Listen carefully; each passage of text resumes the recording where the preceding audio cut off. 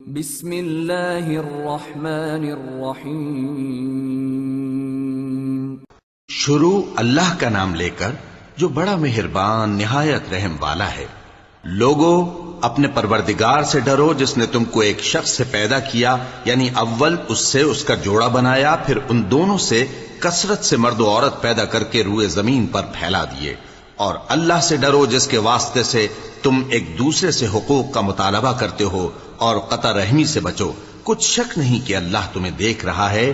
اور یتیموں کا مال جو تمہاری تحویل میں ہو ان کے حوالے کر دو، اور ان کے پاکیزہ اور عمدہ مال کو اپنے ناقص اور برے مال سے نہ بدلو، اور نہ ان کا مال اپنے مال میں ملا کر کھاؤ کہ یہ بڑا سخت گناہ ہے۔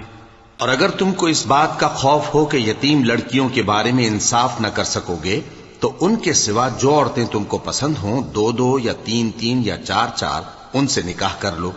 اور اگر اس بات کا اندیشہ ہو کہ کئی عورتوں سے انصاف نہ کر سکو گے، تو ایک ہی عورت سے نکاح کرو یا باندی سے تعلق رکھو جس کے تم مالک ہو۔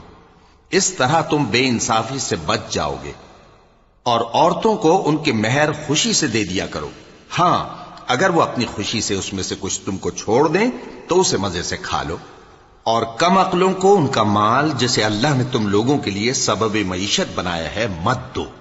ہاں، اس میں سے ان کو کھلاتے اور پہناتے رہو، اور ان سے معقول بات کہتے رہو۔ اور یتیموں کو بالغ ہونے تک کام کاج میں مصروف رکھو اور جانچتے رہو۔ پھر بالغ ہونے پر اگر ان میں عقل کی پختگی دیکھو تو ان کا مال ان کے حوالے کر دو، اور اس خوف سے کہ وہ بڑے ہو جائیں گے، یعنی بڑے ہو کر تم سے اپنا مال واپس لے لیں گے، اس کو فضول خرچی اور جلدی میں نہ اڑا دینا۔